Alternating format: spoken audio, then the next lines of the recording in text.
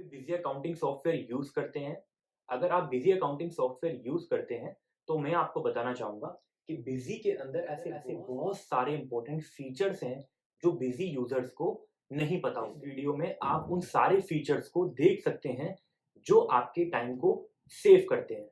तो ये most probably जो वीडियो है, वो उन चार्टर्ड अकाउंटेंट्स के लिए है, जिनको ये नहीं पता होता कि बिज़ी अकाउंटिंग सॉफ्टवेयर के अंदर ऐसे-ऐसे फीचर्स हैं, जो आपके टाइम को सेव करते हैं और आपके प्रैक्टिसिंग को और ज़्यादा ईज़ी बनाते हैं। और जो बिज़ी के क्लाइंट्स हैं, जो बिज़ी के यूज़र्स हैं, उनके लिए भी बिज़ी अकाउंटिंग सॉफ्टवेयर बहुत ज़्यादा ईज़ी हो जाता है, अगर वो इन फीचर्स को यूज़ करें। तो चलिए वीडियो को कौन-कौन स्टार्ट। से फीचर्स हैं, जिन्हें यूज़ करके आप अपने टाइम को सेव कर सकते हैं। आरसीएम की जो पेमेंट्स होती हैं, वो ऑटोमैटिकली पास हो जाती हैं एंड रेगुलर पेमेंट जो होती है, वो भी ऑटोमैटिकली पास्ड हो जाती है जर्नल वाउचर के थ्रू। आई होप आपको ये सुन के ऐसा लगा होगा कि हाँ, ऐसा कैसे हो सकता है? तो मैं आपको बताना चाहूँगा, ऐसा होता है बिज़ी के अंदर, आपकी ऑटोमैटिक एंट्रीज़ पास होती हैं। जिसमें से एक और ऑप्शन आपको मिलता है इनपुट-आउटपुट का एडजस्टमेंट सेम टेक्स्ट के साथ एंड उसके साथ आपको रिफ्लेक्स मिलता है क्रॉस एडजस्टमेंट का। अब किस तरीके से वो होता है, ये मैं आपको दिखा देता हूँ। अब आपको डिस्प्ले ऑप्शन में आना है और यहाँ पे जीएसटी रिपोर्ट के अंदर आपको जीएसटी समरी को ओपन करना है। जैसे ही आपकी जीएसटी समरी ओपन हो जाएगी, आप यहाँ पे मंथ वाइज़ डेट को मेंशन कर लेना और यहाँ पे F2 शॉर्टकट की प्रेस करके इसको ओपन कर लेना। यहाँ पे आपको इनपुट, आउटपुट और आरसीएम की एंट्रीज़ अगर आप पास करेंगे तो वहाँ पे शो हो जाएँगी ईज़िली। तो आप देख सकते हैं इनपुट यानी कि परचेज़, आउटपुट यानी कि आपकी सेल्स। अब मैं आपको यहाँ पे दिखाऊँगा कि आपको कितना जीएसटी गवर्नमेंट को पे करना है और आगे आपको माइनस की फिगर शो हो रही है जो आपका इनपुट क्लेम करना है। जिसे आपको एडजस्ट करना है। बिज़ी में आपको F4 शॉर्टकट की प्रेस करनी है। इससे क्या होगा, ऑटोमैटिक एंट्रीज़ आपकी बिज़ी करके देगा। यहाँ पे आप आरसीएम पेमेंट पे क्लिक करेंगे अगर आरसीएम की एंट्रीज़ हैं और बिज़ी आपको बताएगा कि ये आपके लेजर्स हैं एंड सबसे इम्पोर्टेंट चीज़ है कि बिज़ी ऑटोमैटिक लेजर्स क्रिएट करता है और ऑटोमैटिक एंट्री भी पास करता है, बस आपको इस एंट्री को सेव करना है। कोई और सॉफ्टवेयर ऐसा नहीं करता। तो यहाँ से आपका टाइम बहुत ज़्यादा सेव होगा। अब आपको क्या करना है, इस वाउचर को सेव करना है। सेव करने के बाद आप इसी विंडो पे दोबारा F4 प्रेस करेंगे और नेक्स्ट ऑप्शन पे क्लिक करेंगे, जो कि होता है आपका सेम टेक्स्ट के साथ इनपुट को एडजस्ट करना। यानी कि आईजीएसटी इनपुट है, तो आईजीएसटी आउटपुट के साथ एडजस्ट होगा। सीजीएसटी का इनपुट है, तो सीजीएसटी के आउटपुट के साथ एडजस्ट होगा। एसजीएसटी है, तो उसके साथ होगा। यहाँ पर भी हम as it is same process को फ़ॉलो करेंगे और इस वाउचर को सेव करेंगे। दोबारा F4 प्रेस करेंगे। अब हम चेक करते हैं क्या हमारा कोई क्रॉस एडजस्टमेंट तो नहीं है? यस। तो सीजीएसटी का इनपुट और एसजीएसटी का इनपुट इनके अपने टेक्स्ट के साथ एडजस्ट करने के बाद भी इनका बचा है, जिसे हम आईजीएसटी के साथ क्लेम करेंगे। यहाँ पे दोबारा F4 प्रेस करेंगे पेमेंट की एंट्री करने के लिए। आप देख सकते हैं, आप रेगुलर पेमेंट पे क्लिक करेंगे, तो इसने बता दिया आईजीएसटी का आउटपुट है आपके पास, सारा एडजस्टमेंट करने के बाद।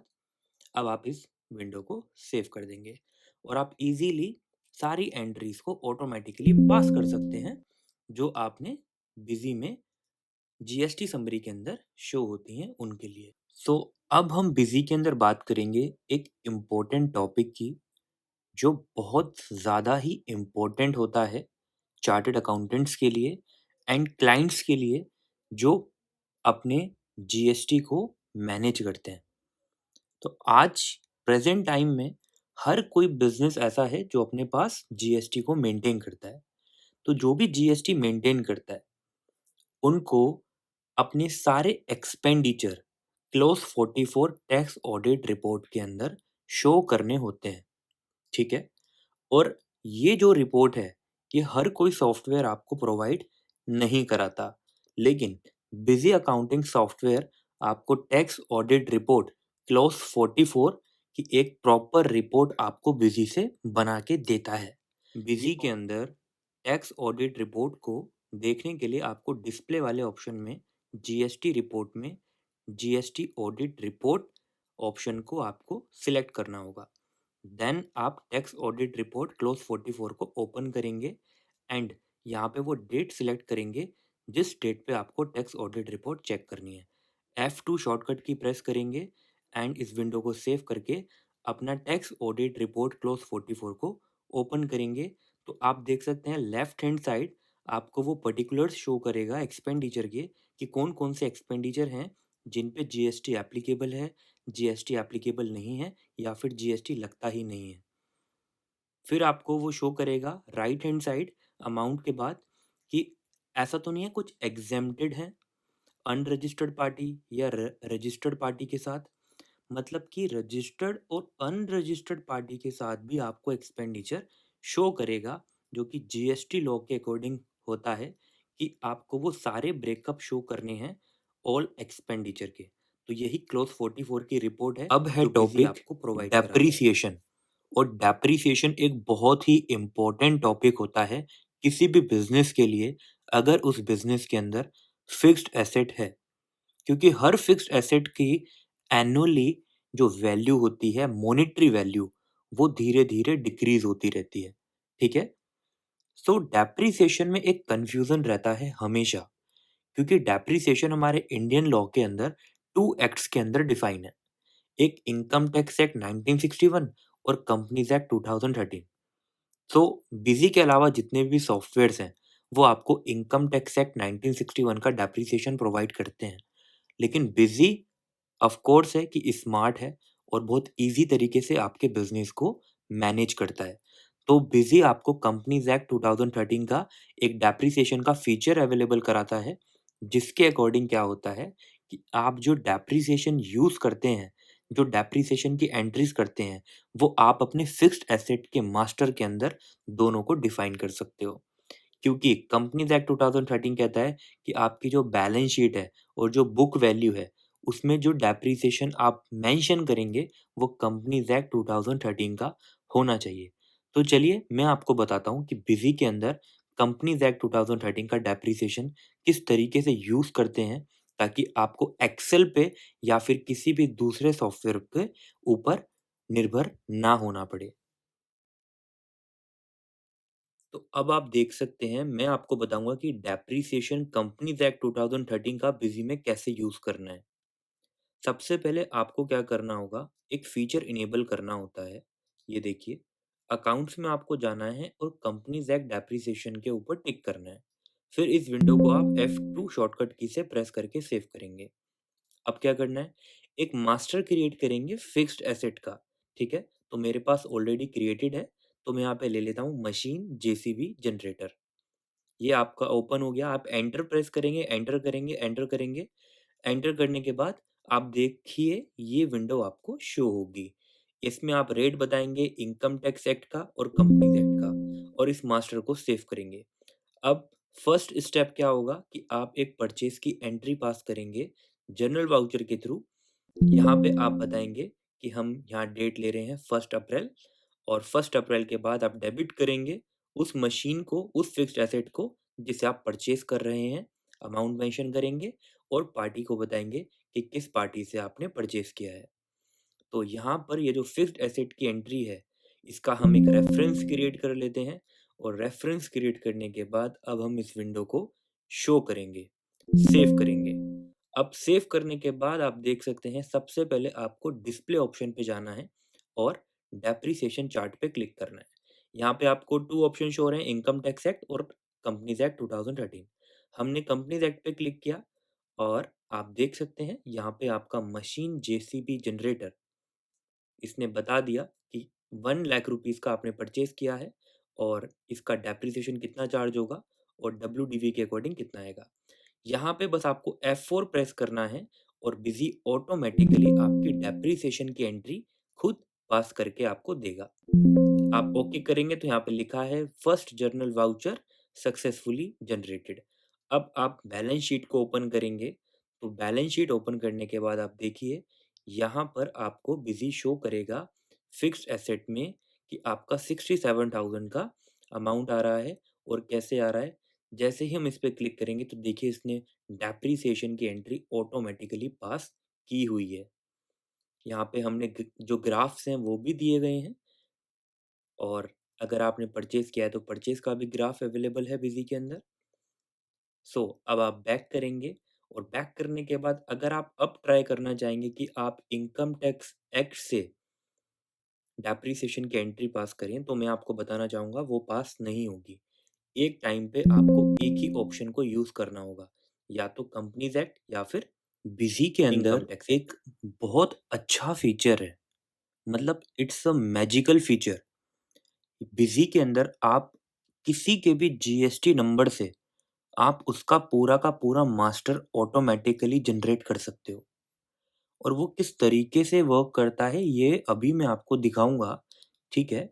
बट मैं आपको ये बताना चाहता हूँ कि ये जो फीचर है, ये किसी भी बिज़ी यूज़र के लिए बहुत ही ज़्यादा हेल्पफुल होने वाला है, ठीक है? ये वर्क कैसे करता है, इसको आप ध्यान से देखना। अब आपको क्या करना होगा, एडमिनिस्ट्रेशन में मास्टर वाले ऑप्शन पे क्लिक करना है, और अकाउंट पे ऐड पे जैसे ही आप क्लिक करेंगे, आप देखिए नीचे का आपको एक ऑप्शन शो होगा F4, pick party details from GST number. जैसे ही आप यहाँ F4 प्रेस करेंगे और यहाँ पे आप किसी का भी जीएसटी नंबर मेंशन करेंगे, जैसे मैं एक सर्च कर लेता हूँ, ठीक है? मैंने यहाँ पे इंडिया मार्ट का जीएसटी नंबर ले लिया, ठीक है? इंडिया मार्ट का मैंने जीएसटी नंबर कॉपी किया, कंट्रोल सी और कंट्रोल वी से मैंने यहाँ पे पेस्ट कर दिया। अब मैं क्या करूँगा, मैं वैलिडेट वाले ऑप्शन पे क्लिक कर रहा हूँ। आप देख सकते हैं यहाँ पे इसने सारी डिटेल्स को फेच कर लिया और बता दिया कि इसका स्टेटस एक्टिव है या क्या है। आप अपडेट बैक पे क्लिक करेंगे, पूरा मास्टर ऑटोमैटिकली क्रिएट हो जाएगा। बस check party return filing status, ये जो फीचर है बिज़ी का, इससे आपका काम बहुत ही ज़्यादा ईज़ी होने वाला है, ठीक है? आप बिज़ी से डायरेक्टली अपना अपनी सारी पार्टीज़ का या फिर किसी एक पार्टी का आप party return filing status check कर सकते हो। ये जान सकते हो क्या वो टाइम से अपनी रिटर्न फाइल करता है या नहीं, ताकि आपको ये पता चल सके कि आपको सामने वाली पार्टी के साथ बिज़नेस करना है या नहीं। आप देख सकते हैं इससे आपका कंप्लायंस पूरा फुलफ़िल होगा, ठीक है? और आप पेनल्टीज़ से बचेंगे। सो बिज़ी के अंदर हम किस तरीके से चेक करते हैं, इसको एक बार देख लेते हैं। बिज़ी में किसी भी पार्टी का रिटर्न फाइलिंग स्टेटस चेक करने के लिए आपको ट्रांज़ैक्शंस मेन्यू में आना है और जीएसटी मिसलेनियस यूटिलिटीज़ पे क्लिक करना है। यहाँ पे आपको ऑप्शन मिलेगा, यहाँ पे आप अपना सेल्फ के लिए या फिर जितनी पार्टीज़ हैं उनका चेक करना है, या फिर वन पार्टी का चेक करना है। तो मैं यहाँ पे जीएसटी पोर्टल से क्लिक कर लेता हूँ और यहाँ पे इंडिया मार्ट को ले लेता हूँ। अब क्योंकि मेरा फाइनेंशियल ईयर यहाँ पे 21-22 है, इसलिए आप 21-22 का ही स्टेटस चेक कर सकते हैं। जीएसटीआर 1 और 3 भी मैं स्टेटस चेक कर लेता हूँ, तो बोथ मैंने लिया, तो यहाँ पे मेरे को मेरा स्टेटस शो हो गया कि जो मैंने पार्टी ली है, उसने कब रिटर्न फाइल करी है जीएसटीआर 1 और 3 भी। इसका बेनिफिट क्या होगा, आपको पता चल जाएगा सामने वाला कंप्लायंस कर रहा है या नहीं। बिज़ी में एक बहुत अच्छा फीचर है, वैलिडेट जीएसटी नंबर ऑनलाइन। अब इस फीचर से क्या बेनिफिट है और हम इसे क्यों यूज़ करेंगे, इसको आप ध्यान से समझना। जैसे फॉर एग्ज़ाम्पल आपके पास 5 क्लाइंट्स हैं, ठीक है? और पाँचों के पाँचों जो क्लाइंट्स हैं आपके, हो सकता है अभी तक वो टाइमली अपनी जीएसटीआर पोर्टल पे अपलोड करते थे, फाइलिंग करते थे, जिसकी वजह से उनका जो जीएसटी नंबर था वो वैलिडेट रहता था। बट उन 5 क्लाइंट में से कुछ क्लाइंट्स ऐसे हैं जो टाइमली पिछले 2 महीने से या 3 महीने से अपनी रिटर्न फाइल नहीं कर रहे, जिसके चलते जीएसटी जो काउंसिल है या जीएसटी पोर्टल है, वहाँ से उनका जीएसटी नंबर या तो सस्पेंड हो चुका है या फिर कैंसल्ड हो गया है। तो आपको अगर ये स्टेटस जानना है कि उनका स्टेटस क्या है, तो आप वो जान सकते हैं। तो इस फीचर को कैसे यूज़ करेंगे, ये मैं आपको बिज़ी में दिखा रहा हूँ। सबसे पहले हमें ट्रांज़ैक्शंस मेन्यू में आना है और जीएसटी मिसलेनियस यूटिलिटीज़ पे क्लिक करना है। वैलिडेट जीएसटीआई ऑनलाइन पे क्लिक करेंगे, मल्टीपल या सिंगल दोनों ले सकते हैं। मैंने मल्टीपल लिया है और लोड डेटा पे मैं क्लिक कर रहा हूँ। यहाँ पे मेरी जितनी भी पार्टीज़ हैं बिज़ी के अंदर, जिनका जीएसटी नंबर है, वो सब यहाँ पे शो होंगी। अब यहाँ पर आप सारी पार्टीज़ का स्टेटस चेक कर सकते हो कि अभी क्या चल रहा है। क्या अभी वो एक्टिव है या सस्पेंड हो गया है? तो मैं यहाँ पे कुछ पार्टीज़ को सिलेक्ट कर लेता हूँ और वैलिडेट ऑनलाइन पे क्लिक कर देता हूँ। तो आप देख सकते हैं वैलिडेट हो रहा है पोर्टल से।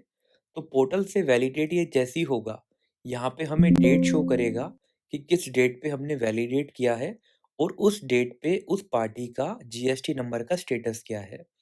तो ये एक बहुत अच्छा फीचर है, बहुत यूज़फुल है, जहाँ पे चार्टर्ड अकाउंटेंट्स या फिर क्लाइंट्स खुद इन फीचर्स को यूज़ करके ये जान सकते हैं कि हाँ, अब क्या स्टेटस है। जैसे इसका अभी कैंसल्ड है 15 फ़ेब 2024 को, तो मैं आज चेक कर लेता हूँ आज क्या है। तो आप देख सकते हैं आज भी इसका स्टेटस कैंसल ही है। सो ये बहुत हेल्पफुल फीचर है।